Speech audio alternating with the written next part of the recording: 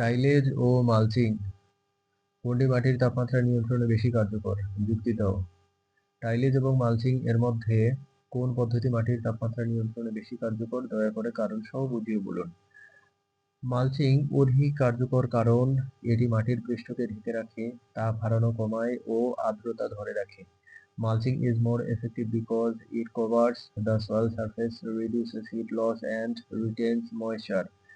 টাইলেজ মাটিকে ঢেলে দেয় এবং তাপমাত্রার ওঠানামা বাড়ায়। Tillage disrupts the soil and increases temperature fluctuations. Mulching তাপমাত্রাকে স্থিতিশীল রাখতে সাহায্য করে, যা গাছপালার জন্য উপকারী। Mulching helps stabilize temperature, which benefits plant growth. Tillage মাটির তাপমাত্রার নিয়ন্ত্রণে কম সুবিধাজনক। Tillage is less convenient for controlling soil temperature.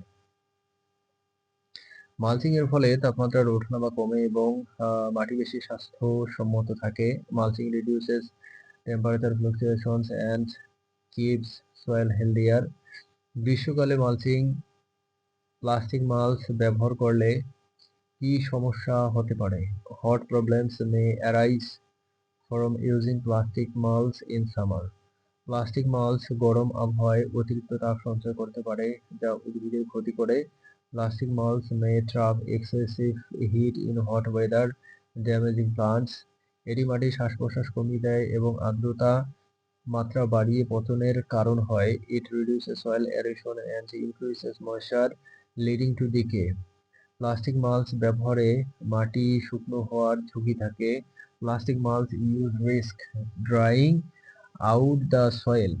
পরিবেশ দূষণও একটি বড় সমস্যা হতে পারে, কারণ প্লাস্টিক অবশিষ্টাংশ থেকে যায়। Environmental pollution is also a major issue due to plastic residues. সঠিক ব্যবহারের অভাব হলে প্লাস্টিক মাল্চ উপকারী হওয়ার বদলে ক্ষতিকর হয়। মাটির তাপমাত্রা বৃদ্ধি ফসলের বৃদ্ধি ও উৎপাদনে কি প্রভাব ফেলে? উদাহরণ: germination, root growth. How does increased soil temperature affect crop growth and production? Example: germination, root growth. উচ্চ তাপমাত্রা বীজের অঙ্কুরোদ্গমে সহায়ক হতে পারে, কিন্তু অত্যাধিক তাপ ক্ষতিকর। High temperature can aid seed germination, but excessive heat is harmful. আধুনিক তাপমাত্রা মূল বৃদ্ধিতে প্রভাব ফেলে এবং শুকনো শেকড় সৃষ্টি করতে পারে। Moderate temperature affect root growth positively, but excessive heat causes root desiccation.